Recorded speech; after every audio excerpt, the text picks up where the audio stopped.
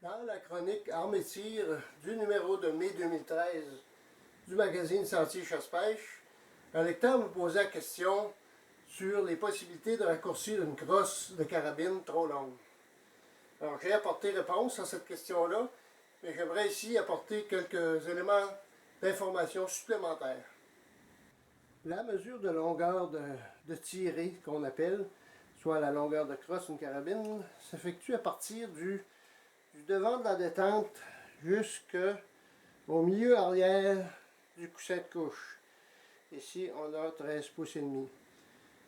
Habituellement, les crosses de carabine, en général, ont une longueur variant entre 13 et quart et 13 et 3 quarts pouces, ce qui convient bien aux personnes mesurant entre 5 pieds 7 pouces et 5 pieds 11 pouces. Certaines carabines à magnum, à canon long, ont parfois une crosse un peu plus longue, qui peut aller à 14 pouces, et même 14 pouces et quart. Et ça convient mieux aux gens qui mesurent au moins 6 pieds ou un peu plus.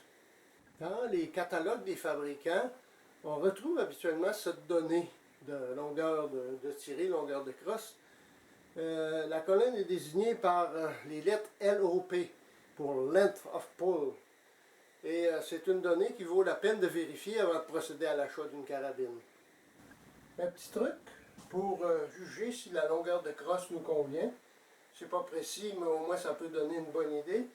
Ça consiste à placer la crosse dans le creux du coude et voir si notre index peut rejoindre facilement la détente.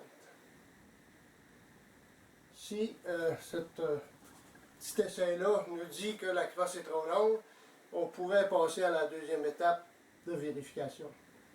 La prochaine étape consiste à enlever le coussin de couche. Pour ça, il va falloir dévisser les deux vis qui retiennent le coussin. C'est généralement enfoui à l'intérieur du caoutchouc et ça nécessite l'utilisation d'un tournevis à pointe cruciforme, ce qu'on appelle un tournevis étoile. Et on va y appliquer un peu de vaseline pour que le tournevis glisse mieux à l'intérieur et éviter de rogner les rebords du caoutchouc.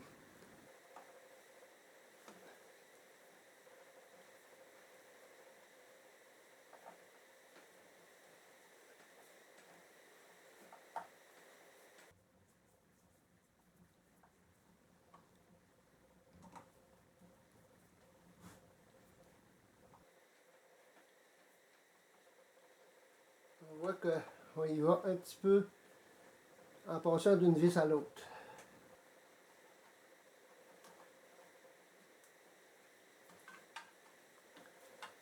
Et voilà. À partir de là, on va voir si on va refaire l'exercice au creux du coude, voir si ça convient mieux, ou même faire l'exercice d'épaulé, voir si on se sent plus confortable. Et si effectivement on constate qu'une réduction de longueur de crosse serait souhaitable, on pourrait possiblement envisager de remplacer le coussin original par une plaque de couche plus mince.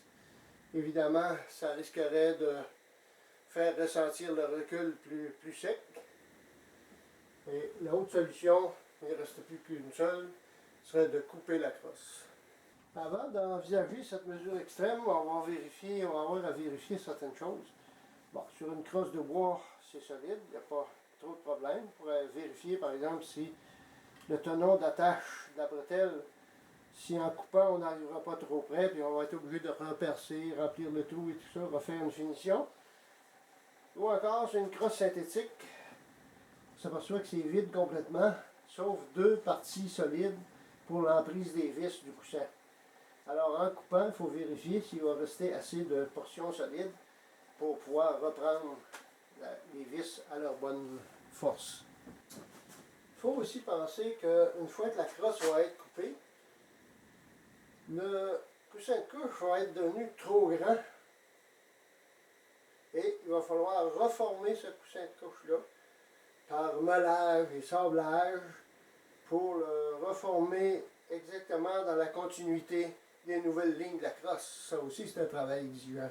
Si on décide quand même d'aller de l'avant, il va falloir au moins disposer de certains outils, comme par exemple une scie radiale à dents fines, une scie de finition, et pouvoir conserver exactement le même angle du talon, et aussi la droiture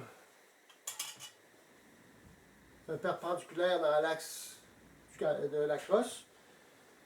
Et enfin, on va devoir mettre du ruban gommé, enrober de ruban gommé toute la partie où on va couper, de façon à éviter les éclisses du bois ou du matériau.